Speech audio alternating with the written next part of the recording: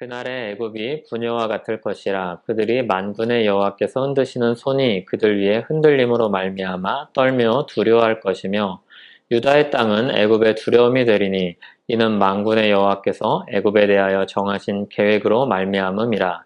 그 소문을 듣는 자마다 떨리라. 그날의 애굽 땅에 가나안 방언을 말하며 만군의 여호와를 가리켜 맹세하는 5성읍이 있을 것이며, 그 중 하나를 멸망의 성읍이라 칭하리라. 그날의 애굽 땅 중앙에는 여호와를 위하여 제단이 있겠고, 그 변경에는 여호와를 위하여 기둥이 있을 것이요, 이것이 애굽 땅에서 만군의 여호와를 위하여 징조와 증거가 되리니, 이는 그들이 그 압박하는 자들로 말미암아 여호와께 부르짖겠고, 여호와께서는 그들에게 한 구원자이자 보호자를 보내사 그들을 건지실 것임이라. 여호와께서 자기를 애굽에 알게 하시리니 그날에 애굽이 여호와를 알고 제물과 예물을 그에게 드리고 경배할 것이요, 여호와께 서원하고 그대로 행하리라. 여호와께서 애굽을 치실지라도 치시고는 고치실 것이므로 그들이 여호와께 돌아올 것이라. 여호와께서 그들의 간구함을 들으시고 그들을 고쳐 주시리라. 그날에 애굽에서 아수르로 통하는 대로가 있어 아수르 사람은 애굽으로 가겠고 애굽 사람은 아수르로 갈 것이며, 애굽 사람이 아수르와 함께 경배하리라. 그날에 이스라엘이 애굽 및 아수르와 더불어 셋이 세계 중에 복이 되리니, 이는 만군의 여호와께서 복 주시며 이르시되, 내 백성 애굽이여, 내 손으로 지은 아수르여, 나의 기업 이스라엘이여, 복이 있을지어다 하실 것임이라. 아멘. 오늘도 주님의 은혜가 함께하기를 소원합니다. 우리가 지난 시간에 온 세상 주권을 가지신 하나님에 대해서 살펴봤습니다. 그래서 그 온 세상 주권이 이스라엘에게만 머물러 있을 뿐만이 아니라 주변에 있는 여러 이방 나라들에게까지 미치는데, 그 중에 이제 지난주에는 바벨론에 미친 하나님의 심판에 대해서 살펴보았습니다. 바벨론은 심판받는 이방 나라들 중에 대표입니다. 그래서 이 바벨론은 세상 권세를 대표하는 나라로서 주님의 공의로 심판을 받는 나라입니다. 세상에서 주목받던 이 강대국 바벨론은 그 죄가 무엇인가 하면 교만이었습니다. 이 교만한 자가 자기가 가장 높다고 생각하는 이 바벨론이 그보다 더 높으신 주권을 가지신 하나님께 심판을 받습니다. 그리고 주님의 백성들이 그 심판을 보면서 하나님의 주권이 정말로 크다는 사실을 보고 주님을 붙들어야 됨을 우리가 보았습니다. 오늘 본문은 온 세상의 주권을 가지신 하나님의 이 주권이 어디까지 미치는가를 이야기해 줍니다. 지난주에 본 본문은 하나님께서 이방 나라를 심판하시기까지 하나님의 주권이 미친다면, 오늘 본문은 하나님께서 심판하실 뿐만이 아니라 이방 나라들도 구원하시기까지 그 주권이 넘친다는 것을 우리가 보게 합니다. 오늘 내용의 핵심은 이겁니다. 이방 나라 사람들도 하나님이 구원하신다는 겁니다.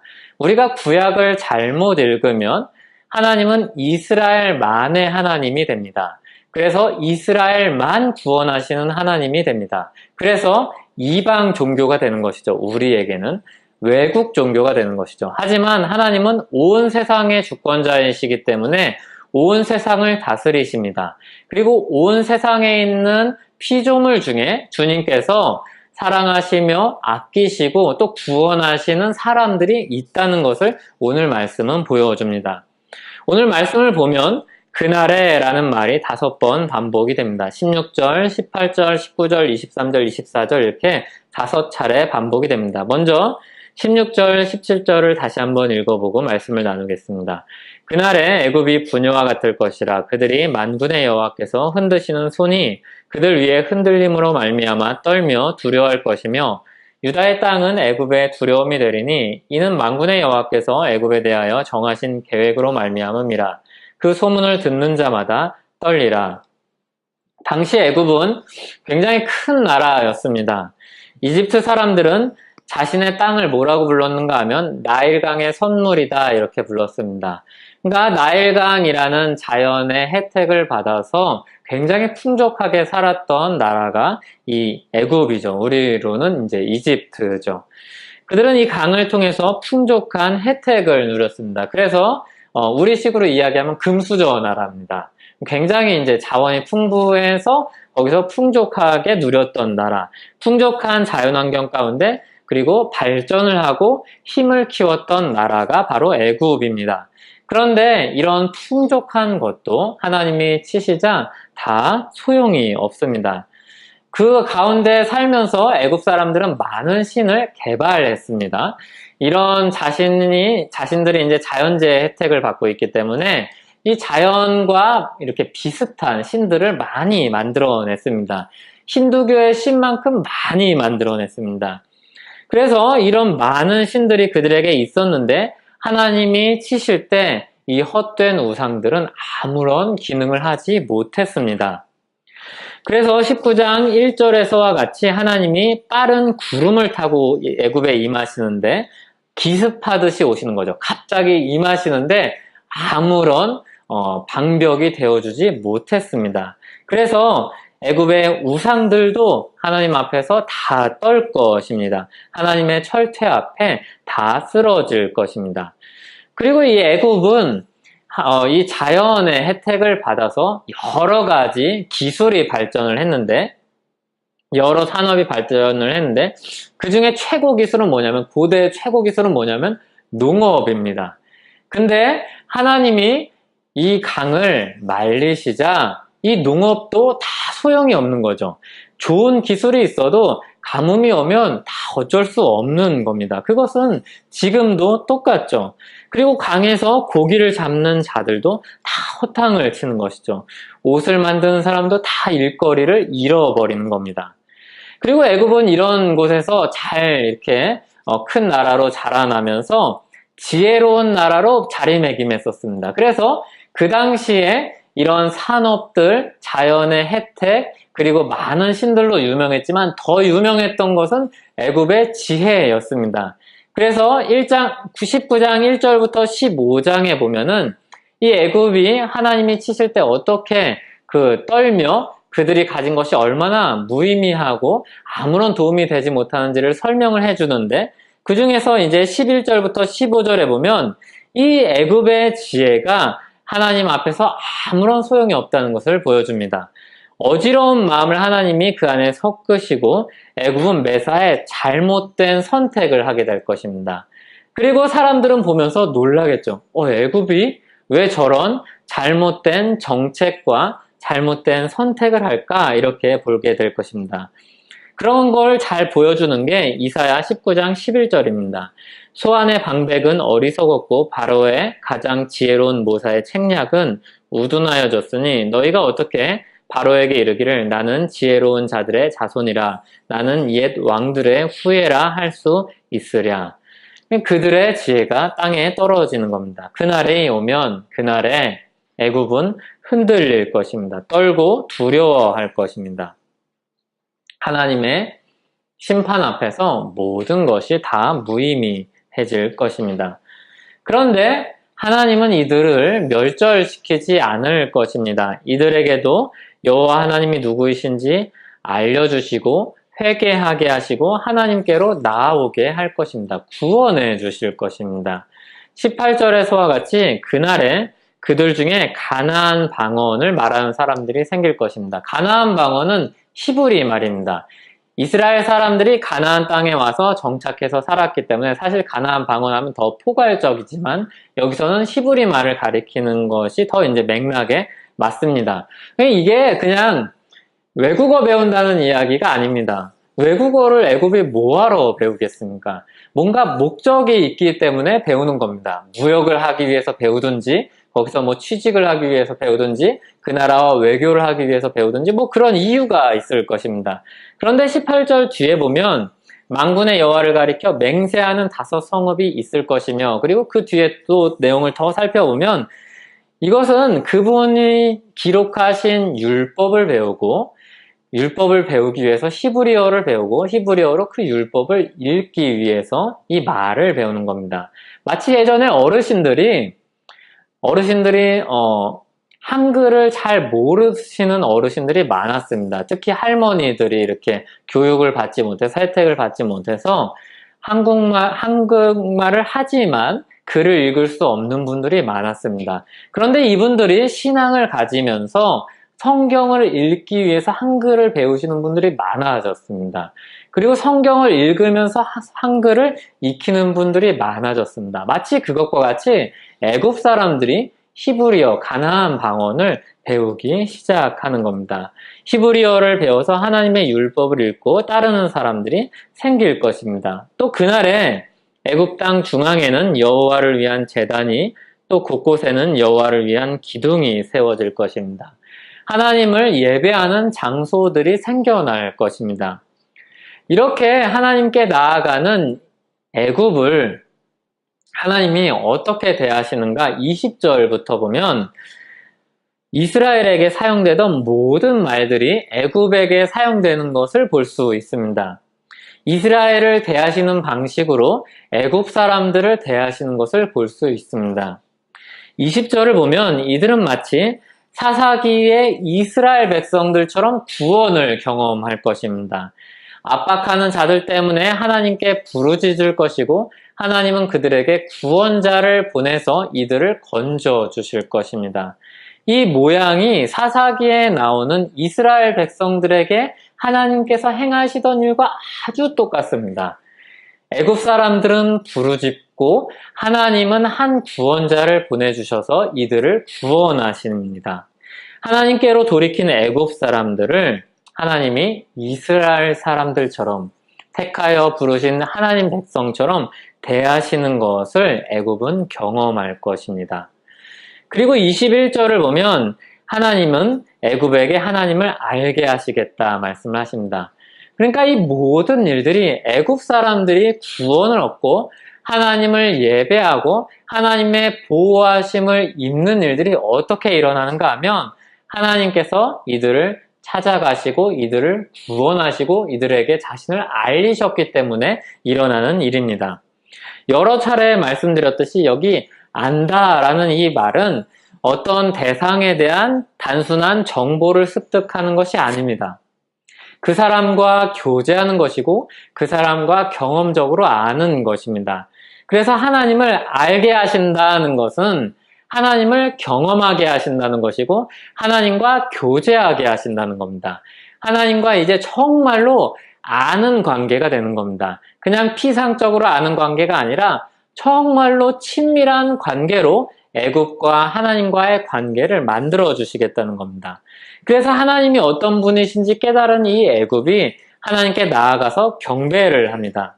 이 놀라운 일은 사실은 이스라엘 사람들에게, 유다 사람들에게는 충격적인 일입니다. 왜냐하면 이 이스라엘 사람들과 유다 사람들은 무엇을 기억하고 있는가 하면 출애굽을 기억하고 있죠. 애굽 아래서 그들이 끊임없이 고통받던 날들을 기억하고 있죠. 그리고 자신들이 나올 때 하나님께서 열재앙을 끝까지 다 내려서 결국에 그때까지 버티고 버티다가 억지로 나온 역사를 기억하고 있죠.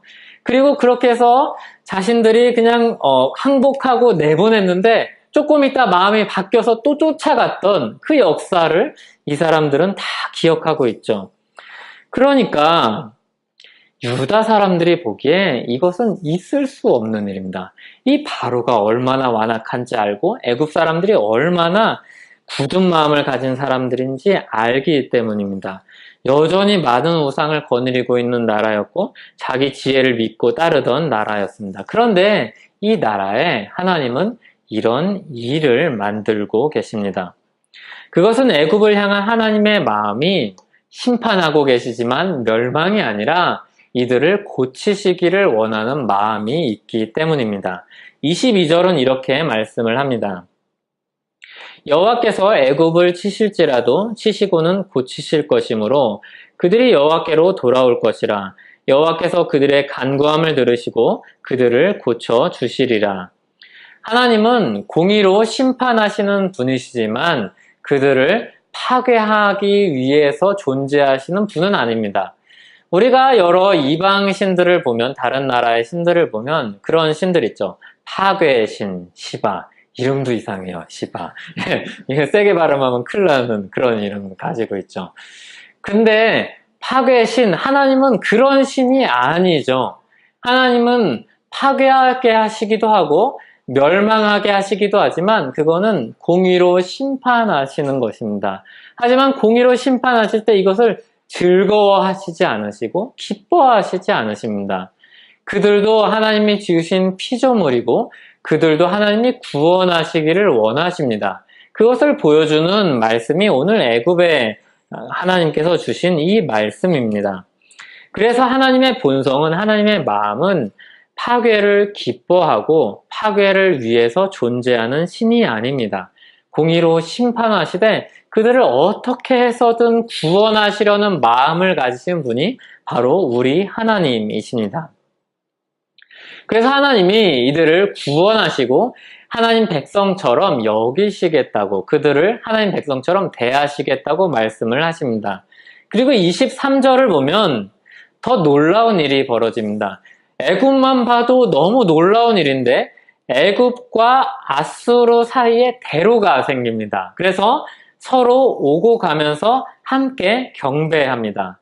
이 둘은 동쪽에 있는 강대국 아수르와 서남쪽에 있는 강대국 애굽입니다. 그래서 서로 적대적인 관계입니다. 어떻게 하면 저 나라를 견제하고 이기고 저 나라보다 우위에 설 수 있을까 생각하는 나라들입니다. 그런데 이 나라가 같이 함께 하나님을 예배하는 일이 일어납니다. 24절에 보면 여기에 이스라엘까지 추가가 됩니다. 더 놀라운 일이죠. 그날에 이스라엘이 애굽 및 아수르와 더불어 셋이 세계 중에 복이 되리니. 사실 이 세 나라는 한 가족으로, 한 지붕으로 묶을 수 없는 나라죠. 두 강대국 사이에 껴있는 작은 나라 유다잖아요. 그러니까 두 고래 사이에 낀 새우입니다. 그런데 고래랑 새우랑 너네 이제 한 가족이야 라는 것은 사실 말이 안 되는 거죠. 고래 싸움에 새우등 터지는 그런 관계인데 이들을 다 한 가족으로 묶고 계십니다. 25절은 더 분명하게 이야기합니다. 25절을 같이 읽어보도록 하겠습니다. 이는 만군의 여호와께서 복주시며 이르시되 내 백성 애굽이여 내 손으로 지은 아수르여 나의 기업 이스라엘이여 복이 있을지어다 하실 것임이라. 무슨 이야기죠? 이들을 다 동일선상에 놓죠. 아수르 너 형해. 그래 애굽 너는 동생해. 그래 유다 너는 중간에서 잘 형들이랑 지내. 이거잖아요. 같이 이제 한 가족이라 이렇게 이야기를 하는 겁니다. 내 백성 애굽이여 내 손으로 지은 아수르여 나의 기업 이스라엘이여. 이건 원래 다 이스라엘에게 부르던 하나님이 이스라엘을 부르던 호칭입니다. 그거를 애굽한테도 나눠주고 아수르한테도 나눠주는 겁니다. 그러니까 유다 백성들에게는 엄청난 충격이죠. 이방 나라, 그리고 하나님을 경외하지도 않고 많은 신들을 섬기는 이 사람들을 어떻게 그렇게 부를 수 있는가, 이런 생각을 하게 되겠죠. 이런 충격적인 말씀을 통해서 하나님은 유다에게 이야기해 주는 거죠. 너네가 전부가 아니라 온 세상이 내 전부야. 온 세상이 내 피조물이라는 것을 분명하게 보여주시는 것입니다. 이스라엘 백성들의 관점에서 볼 때 애굽과 아수르는 불편한 사람들이죠. 자신들에게 위협을 주는 사람들이고 하나님 반대편에 있는 사람들인데 그거는 다 이스라엘의 좁은 관점에서 볼 때 그런 겁니다. 하나님은 온 세상의 하나님입니다. 그래서 아무도 신경 쓰지 않는 날아다니는 새를 기르신다 이렇게 이야기합니다. 굉장히 이게 적극적인 표현입니다. 기르신다. 그들을 보호하신다, 허락하신다 이게 아니라 기르신다 이렇게 말씀합니다. 그리고 들의 백합화를 입히신다 이렇게 말씀합니다. 그러니까 하나님께서 적극적으로 존재하고 유지하게 만드신다는 이야기입니다. 이런 생각들이 나중에 생긴 게 아니라 이게 지금 나중에 보니까 얘네들 너무 불쌍하다, 얘네들도 좀 보살펴야겠다 이렇게 바뀌신 게 아닙니다. 사실은 이스라엘을 부르던 그 처음부터 하나님의 마음은 이루어졌죠. 창세기 12장 2절과 3절에 아브라함을 부르실 때 하나님은 이렇게 말씀하십니다. 내가 너로 큰 민족을 이루고 내게 복을 주어 내 이름을 창대하게 하리니 너는 복이 될지라, 이렇게 말씀을 하시면서 너를 축복하는 자에게는 내가 복을 내리고 너를 저주하는 자에게는 내가 저주하리니 땅의 모든 족속이 너로 말미암아 복을 얻을 것이라 하신지라, 이렇게 말씀하십니다. 땅의 모든 족속이 복을 얻는다고 이야기를 합니다. 대신 그 구심점을 일단 아브라함으로, 그 구심점을 일단 이스라엘로 삼으신다는 이야기죠. 그런데 대상은 이스라엘만이 아니라 땅의 모든 족속이 대상입니다. 그런데 이 마음이 그러면 아브라함 때부터 생겼는가? 그렇지 않다는 겁니다. 창세기 1장 27절, 28절입니다. 하나님이 자기 형상 곧 하나님의 형상대로 사람을 창조하시되 남자와 여자를 창조하시고 하나님이 그들에게 복을 주시며 하나님이 그들에게 이르시되 생육하고 번성하여 땅에 충만하라, 땅을 정복하라, 바다의 물고기와 하늘의 새와 땅에 움직이는 모든 생물을 다스리라 하시니라. 아멘. 하나님이 처음 이 땅에 인간을 창조하실 때부터 모든 사람들을 아끼시고 모든 사람들에게 복을 주시고 모든 사람들을 보살피고 모든 사람들에게 복을, 풍성한 복을 채워주시기를 원하셨습니다. 그런데 타락 이후에 모든 게 망가진 것이죠. 그래서 타락 이후에 모든 게 망가져서 이것을 다시 일으키고 회복시키려고 그 구심점으로 아브라함을 부르시고 이삭을 주시고 야곱을 세우시고 이스라엘이라는 나라를 세우시고 모세를 통해서 애굽에서 나오게 하시고 다윗을 통해서 굳건한 나라를 세워주신 것이었습니다. 그런데 타락 이후에 이게 모든 게 망가져서 하나님과의 관계가 끊어지고 틀어져서 그런 복들에서 사람들이 멀어진 것이죠. 멀어졌는데 하나님이 택하여 부르신 이스라엘 백성도 멀어진 것이죠. 그래서 이사야 선지자를 부르시고 여러 선지자들을 부르신 것이죠. 스스로 돌아갈 수 없기 때문에 계속해서 하나님은 말씀하시고 역사하시고 기적을 보여주시고 더 강하게 이들을 이끄신 것이죠. 하나님은 그런 사람들 중에서 아브라함을 부르신 겁니다. 한 사람을 택해서 주님의 복을 나타내고 주님의 복을 얻게 하는 통로로서 아브라함을 부르신 겁니다. 약속을 주셨습니다. 그런데 이스라엘은 국수주의로 빠졌습니다.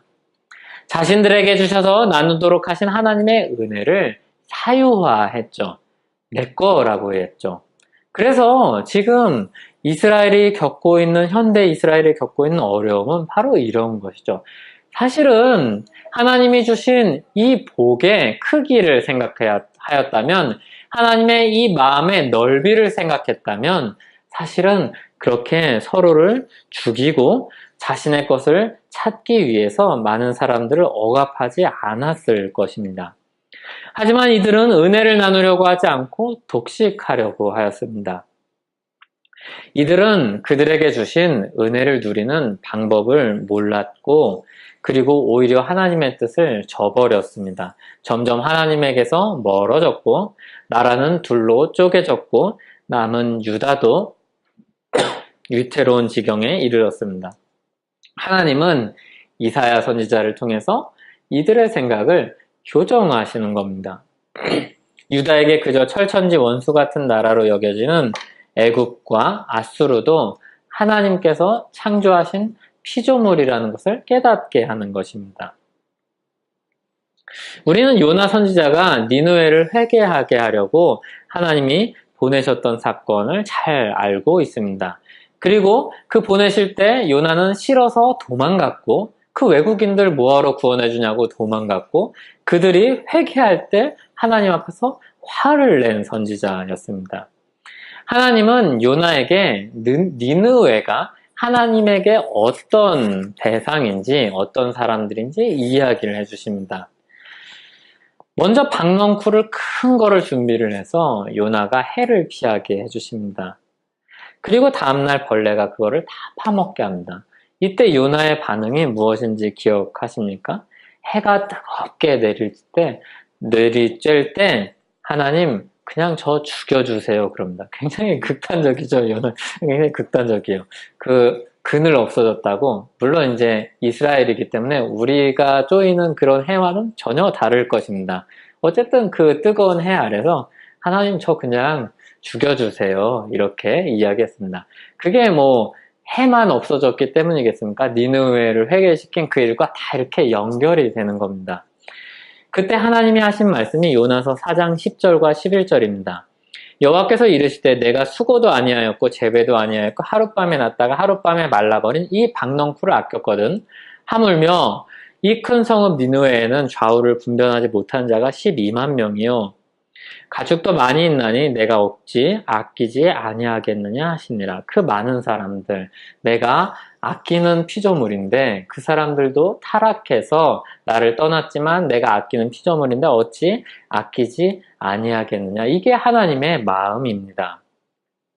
요나가 아브라함에게 주신 약속이 무엇인지를 조금만 더 상기시켰다면, 귀 기울여 들었다면 하나님의 뜻에 저항하지 않았을 것입니다. 하나님의 마음을 가졌다면 그들을 하나님의 마음으로 긍휼히 여겼을 것입니다. 그들이 회개하고 돌아올 때 기뻐했을 것입니다. 유다 백성들은 우리만 선택받은 민족이라고 생각합니다. 아브라함의 자손을 통해서 모든 민족에게 복 주시겠다고 하신 이 약속을 다 잊어버렸습니다. 그래서 그들에게 좀 더 나은 사람은 그 복을 좀 기억했는데 그들에게 주신 복, 이방 사람들에게 주시는 복은 좀 다른 성격의 복이라고 생각했습니다. 말하자면 개들이 주인의 상에서 떨어진 부스러기를 먹는 거라고 생각을 한 것이죠. 그래서 유다 백성들이 생각하기에 거기까지는 안 되는 겁니다. 말하자면 겸상은 안 되는 겁니다. 좀 나눠줄 수는 있는데 같이 밥은 못 먹겠는 겁니다. 그래서 예수님이 그렇게 꼴 보기 싫었던 것이죠. 하나님은 오는 말씀을 통해서 애굽도 아수르도 한 상에서 먹을 날이 올 것이라, 그날이 올 것이다 라고 말씀을 하고 계십니다. 이것은 무슨 말이냐면 여당과 야당이 통합하고 국회에서 싸우지 않는 날이 올 것이라는 겁니다. 그리고 국회에서 한 번도 빠지지 않고 열심히 일하고 결석 없이 열심히 일하고 주일이 되면 손잡고 진심으로 기쁘게 대화하면서 예배드리러 가는 날이 올 거라는 겁니다. 그러니까 아주 충격적인 말씀이죠. 있을 수 없는 일이죠. 놀라운 하나님의 은혜가 아니고서는 있을 수가 없는 극적인 변화가 애굽에 있을 것이라는 겁니다. 이 하나님의 놀라운 은혜가 예수 그리스도께서 오시고 세계 곳곳에서 일어납니다. 진짜로 애굽 사람 상관없이, 아수르 사람 상관없이, 이스라엘 사람 상관없이 하나님을 예배하는 곳이 곳곳에서 세워지고 하나님을 예배하는 일들이 일어납니다. 그런 극적인 변화를 겪은 사람들 중에 한 사람이 누군가 하면 바로 사도 바울입니다. 사도 바울은 자신의 구원에 대해서 무엇이라고 이야기를 하는가 하면 디모데전서 1장 14절에서 16절입니다. 내가 전에는 비방자요, 박해자요, 폭행자였으나 도리어 긍휼을 입은 것은 내가 믿지 아니할 때 알지 못하고 행하였음이라. 우리 주의 은혜가 그리스도 예수 안에 있는 믿음과 사랑과 함께 넘치도록 풍성하였도다. 미쁘다 모든 사람이 받을 만한 이 말이여. 그리스도 예수께서 죄인을 구원하시려고 세상에 임하셨도다 하였도다. 죄인 중에 내가 괴순이라.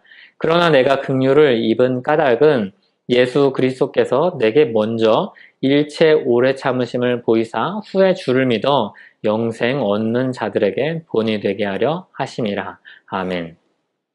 예수님은 이스라엘을 구원하러 오시지 않으셨습니다. 대단한 사람을 부르러 오시지 않으셨습니다. 특별한 혈통을 부르러 오시지 않으셨습니다. 죄인을 부르러 오셨고 죄인을 구원하러 오셨습니다. 그들을 불러서 좀 구제하고 좀 도와주고 그렇게 마시는 게 아니라 그 영혼을 구원하러 오셨습니다. 하나님 나라 백성으로 삼으시기 위해서 오셨습니다. 죄인을 위해서 죽으러 오셨습니다. 그런 부르심을 받은 바울이 뭐라고 이야기를 하냐면 자신이 유대인의 혈통이라서 부르심을 받은 게 아니라 죄인 중에 괴수인데 긍휼을 입었다고 이야기를 합니다. 그래서 바울을 보면 사람들이 무엇을 알게 되는가 하면 어떤 모델로 바울이 등장하는가 하면 하나님이 얼마나 오래 참으시는 분인지 보여주는 분으로 바울이 등장한다는 겁니다. 나는 악당 중에 악당인데 나도 구원했으니 너는 당연히 구원할 것이라는 그런 이야기를 하고 있는 겁니다. 사람의 고정관념을 깨뜨리는 말이죠. 믿는 사람들과 그렇지 않은 사람들 사이에 뭔가 그럴 만한 것들이 있다는 그런 생각을, 그런 기대를 깨뜨리는 겁니다. 그래서 사람들이 이야기하죠. 아, 저 사람은 착하니까, 저 사람 같으니까 교회 다니지, 이런 이야기를 하는 겁니다. 하지만 인과관계가 거꾸로 뒤집어진 겁니다. 절대로 착해서 믿는 게 아닙니다. 착한 사람들 중에 예수 믿지 않는 사람들이 얼마나 많은지 모릅니다. 그리고 악당 같은 사람들 중 우리가 절대로 저 사람만은 예수 안 믿고 그냥 지옥 갔으면 좋겠다는 그런 사람들 중 예수 믿는 사람들이 의외로 있습니다. 그런 오해는 교회 밖에도 있고 교회 안에도 있습니다. 교회 밖에서의 기대를 말해주는 한마디가 있습니다. 교회가 그러면 안 되지, 이겁니다. 그러니까 교회에 대한 사람들의 기대가 있는 거죠. 그리고 교회 안에서 그런 기대를 가지고 하는 말이 있습니다. 장로님한테 실망했습니다, 이겁니다. 예, 장로님도 죄인이라는 것을 잊어버리는 것이죠. 바울의 말은 말하자면 그겁니다. 내가 그 장로라는 겁니다. 네가 그렇게 싫고 어떻게 하나님이 저런 사람을 구원해 주셔도 장로라는 위치까지 내버려 두시는지 모르겠다 싶은 사람이 바로 바울이라는 겁니다. 그래서 물론 여기 뒤에 붙는 말이 있어야죠. 그 당사자로선 미안하다, 잘못했다, 그리고 회개하고 다시 장로답게 사는 삶이 있어야 됩니다. 우리는 여기서 자꾸 실패를 하죠. 사람들이 왜 잘못을 인정하지 않습니까? 그래도 내가 누군데, 내 위치가 그래도 있는데, 이런 거 아닙니까? 내가 그래도 나 정도 되는 사람인데, 이런 거 아닙니까? 내가 철저하게 하나님 앞에서 죄인이라서, 정말로 비참한 죄인이라서, 구원받지 않으면 하나님께서 특별한 은혜 주시지 않으면 믿지 않을 사람이라는 것을 잊어버리고, 그래도 나 정도인데, 신학 연수가 몇 년이고, 신학 지식이 얼만데, 이러면서 돌이키지 않고 버티는 사람 아닙니까? 자신이 죄인 중에 괴수였고 지금도 아직 덜 되어서 회개하지 않는 사람들 아닙니까? 이 사람들은 예수 그리스도가 필요하지 않은 사람들입니다. 이렇게 저주해도 될지 모르겠지만 자기 열심으로 구원의 여정을 걸어갈 사람들입니다. 그래서 그런 사람들과 싸우면서 에너지 쏟고 시간 뺏기지 마십시오. 그냥 지나가십시오. 사도 바울의 증언은 죄인 괴수에게 예수 그리스도의 사랑이 넘쳐서 구원받았고 직분도 받았다는 것입니다. 그리고 직분을 따라서 충성스럽게 일하는 사람이라는 겁니다. 그러므로 나 같은 죄인도 구원을 받았으니 이 복음의 소식이 모든 사람이 받을 만한 정말로 기쁜 소식이라는 겁니다. 아주 놀라운 소식이라는 겁니다. 누구든지 나 같은 악당도 예수 믿으면 모든 죄를 용서받고 하나님 나라 백성으로 부름받는다는 것입니다.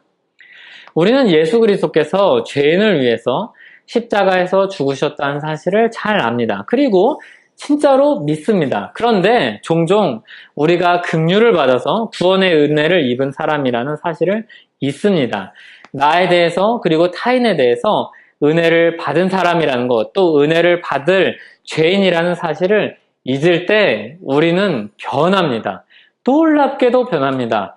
예수 그리스도를 전혀 모르는 사람처럼 변합니다. 예수 그리스도의 십자가의 은혜는 많은 것을 품을 수 있는 능력이 있다는 사실을 잊어버립니다. 품지 못할 것이 없다는 사실을 놓칩니다. 우리는 하나님의 진노에서 긍휼로 구원을 받은 사람이기 때문에 그 모든 품음을 얻을 사람이라는 것을 잊어버립니다. 우리는 하나님으로부터 구원의 선물을 받은 사람입니다. 이 선물을 받은 사람입니다. 유다는 이거를 까먹은 거죠. 선물을 받은 사람이라는 것을 까먹은 거죠. 바리새인들은 이것을 까먹은 거죠. 선물을 받은 사람이라는 것을 까먹은 거죠. 내가 좀 더 낫다고 생각을 한 것입니다. 우리가 받은 선물을 열어볼 때마다, 우리가 선물을 받은 사람이라는 것을 기억할 때마다 우리 불평, 우리 불만이 감사로 변하는 놀라운 일이 벌어집니다. 그런데 이 선물을 내 죄로 싹 덮어버리면 불평과 불만이 고개를 듭니다. 하나님, 나는 이것도 부족하고요, 저것도 부족하게 태어나서 너무 힘들어요. 하나님, 저 사람처럼 좋은 환경에서 태어났다면 얼마나 좋을까요? 그러면 제가 주님을 좀 더 잘 섬겼을 것 같은데요. 주님, 제가 죄악에 빠지지 않았을 것 같은데요. 실수도 좀 덜 하지 않았을까요? 주님을 예배하고 섬기는데 좀 더 낫지 않을까요? 이런 마음이 스물스물 올라옵니다. 하지만 하나님은 토기장이로서 가장 적절한 곳에 가장 적절한 모습으로 우리를 만드시고 부르시고 배치하셨습니다. 그리고 애굽에게 은혜를 베푸셨듯이 우리에게 계속해서 말씀하실 것입니다. 너도 내가 아끼는 백성이다. 죄인의 굴레에서 나를 보면 얼마나 문제가 많은 사람인지 모릅니다. 부적절한 사람이죠. 예수 그리스도를 믿기에 아주 부적합한 사람입니다. 그리고 주님의 일을 맡는다는 것, 그런 자격은 전혀 없는 사람이죠. 그러나 예수 그리스도 안에서 나를 보면, 예수 그리스도 안에서 나를 보면 주님의 사랑을 받는 사람이고 주님의 일을 맡은 사람입니다. 주님이 공급하시는 사람이고 여전히 주님이 아끼는 사람입니다. 그분이 나를 보시는 관점에서만 얻을 수 있는 건전한 자상입니다. 우리는 늘 이런 관점으로 우리 자신을 돌아봐야 합니다. 내가 무엇을 가지고 있고 없고가 아니라 예수 그리스도 안에서 나를 부르신 그 사랑 안에서 나를 보아야 합니다. 그래서 내가 하나님의 특별한 사랑을 받은 사람이라는 것을 계속해서 우리는 기억해야 합니다. 그리고 우리는 그런 눈으로 타인을 바라보아야 합니다. 그런 눈으로 유다가 애굽을 바라보아야 되는 것처럼 우리가 유다 사람으로서 하나님의 사랑을 입은 유다 사람으로서 애굽을 바라보듯이 우리가 타인을 바라보아야 합니다. 죄인의 안목으로 보면 타인이 얼마나 비참한지 모릅니다. 그리고 얼마나 미운지 모릅니다. 얼마나 보기 싫고 얼마나 내 곁에 두기 싫은지 모릅니다. 내 허물은 전혀 보이지 않고 얼마나 분노를 일으키는 사람이 많은지 모릅니다. 그러나 예수 그리스도 안에서 용서를 받은 자로서 다른 사람들을 보면 내가 용서받았으니 저 사람도 용서해야겠다는 마음이 듭니다. 하나님의 사랑의 마음으로 보면 다 주님이 아끼는 피조물이라는 생각이 듭니다. 그리고 하나님이 구원하기를 원하는 백성들이라는 생각을 가지게 됩니다. 사실 오늘 말씀은 복잡해 보이고 길게 얘기했지만 단순한 이야기입니다. 하나님이 그럴듯해 보이는 사람뿐만이 아니라 혈통적으로 괜찮은 사람뿐만이 아니라 자기 피조물 모두를 아끼신다는 겁니다. 그래서 하나님의 관점으로 보는 안목이 깊어지면 깊어질수록 그 마음이 내 마음 안에 자리 잡으면 자리 잡을수록 나와 그리고 타락한 모든 인생, 내 주위에 있는 이웃들을 사랑할 수 있는 마음을 가지게 됩니다. 다른 사람들을 이해하게 되고 사랑하게 됩니다. 다른 사람들이 왜 그렇게 이런 분노를 일으키는 일을 하는지 깨달아서 이해하고 사랑하게 되는 것이 아니라 다 타락한 사람들이요. 하지만 주님이 아끼시는 피조물이라는 관점으로 볼 때 많은 사람들, 모든 사람들을 품게 되는 것입니다. 그리고 우리 자신도 그런 관점으로 보게 되는 것이죠. 우리가 대단해서가 아니라 질그릇에 보배가 담겼는데 보배가 너무 대단해서 빛이 나는 것이죠. 우리가 이해와 사랑을 가진다면 그것은 나로 인함이 아니라 다른 사람에게 어떤 괜찮은 것을 발견해서가 아니라 내 안에 계시며 역사하시는 하나님의 마음이 내 안으로 들어왔기 때문일 것입니다. 그러므로 우리가 기독교인이 신자가 가지는 이해와 사랑은 이렇게 설명하면 안 됩니다. 참자 또 참자 한 번만 더 참자 참을 일자 3번이면 사람도 구한다고 생명도 구한다고 이야기하는데 이거는 기독교 신앙이 아닌 겁니다. 기독교 신앙은 예수님, 예수님, 예수님입니다. 예수님의 십자가가 나 같은 죄인도 구원했으니 예수님의 십자가가 바울과 같은 저런 죄인 중에 괴수도 구원했으니 예수님의 십자가가 모든 피조물을 구원하시기 위해서 베푸신 사랑이니 그 예수님이라면 나도 이해하고 나도 사랑한다고 그리고 그렇게 주님을 닮아가는 것이 기독교 신앙입니다. 그러니까 기독교는 돌을 닦는 게 아닙니다. 예수 그리스도를 끊임없이 바라보고 예수 그리스도를 닮아가는 것입니다. 그분의 마음을 배우고 그분의 생각을 알아가고 그분에게 구하는 것입니다. 그분과 교제하는 것이죠. 그리고 금묵자업이라고 옛사람들이 말했듯이 악한 사람들과 같이 어울려 다니면 죄를 많이 짓는 것처럼 예수님과 같이 교제하고 예수님과 어울려 다니고 예수님과 동행하면 예수님의 마음을 닮아가고 예수님의 생각을 배우고 예수님의 마음이 내 마음이 되는 것입니다. 하지만 우리는 우리 현실에서 수도 없이 넘어질 것입니다. 실패할 것입니다. 하지만 하나님은 수도 없이 우리를 일으킬 것입니다.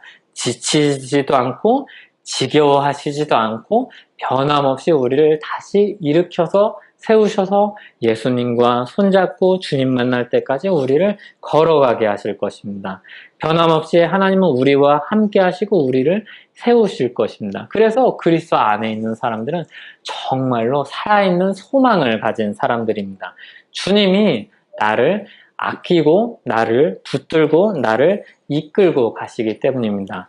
예수 그리스도께서 십자가를 나를 위해서 기쁘게 해주셨습니다. 억지로 지시지 않고 기쁘게 해주셨습니다. 주님이 그 정도로 우리를 아끼십니다. 주님이 그리고 세상을 아끼십니다.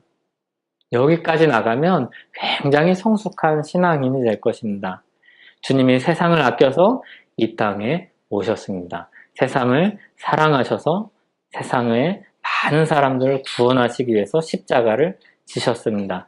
이 하나님의 마음을 알게 하신 은혜의 크기를 깨닫고 풍성한 사랑 안에서 하루하루 살아가는 넓은 마음을 가진 우리 모두가 되기를 소원합니다. 같이 기도하겠습니다. 주님 감사합니다. 우리가 참 사람의 마음은 옹졸한 것 같습니다. 그런데 주님의 마음은 너무나도 커서 우리의 마음으로는 우리 생각으로는 도저히 이해되지 않는 사람들까지 품으시는 것을 보게 됩니다. 주님, 우리 안에 예수 그리스도의 사랑을 주시옵소서. 그리고 우리 주변에 있는 주님께서 주신 우리 곁에 두신 이웃을 사랑하며 살게 하여 주시옵소서. 그리고 나 자신도 사랑하며 살게 하여 주시옵소서. 하나님이 사랑하신 그 사랑으로 나 자신을 사랑하게 하여 주시옵소서. 그리고 무엇보다 하나님을 사랑하는 마음을 주시옵소서. 예수 그리스도의 이름으로 기도하옵나이다. 아멘.